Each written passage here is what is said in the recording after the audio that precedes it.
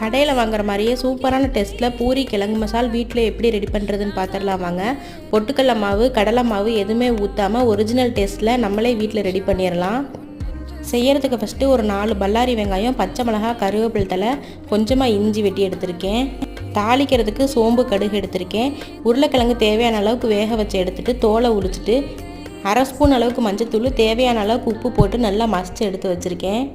தாளிக்க ஸ்டார்ட் பண்ணிடலாம். அடுப்பில் சட்டி வச்சு 2 ஸ்பூன் அளவுக்கு எண்ணெய் ஊற்றி எண்ணெய் நல்லா காஞ்சதுக்கப்புறம் 1 ஸ்பூன் அளவுக்கு கடுகு, 1 ஸ்பூன் சோம்பு போட்டு நல்லா பொரிஞ்சதுக்கப்புறம் வெட்டி வச்ச பல்லாரி வெங்காயம், பச்சை மிளகாய், இஞ்சி எல்லாத்தையும் ஒன்றா கொட்டி நல்லா வதக்கி விட்டுடலாம். கண்ணாடி பத அளவுக்கு வதங்கினா போதும்.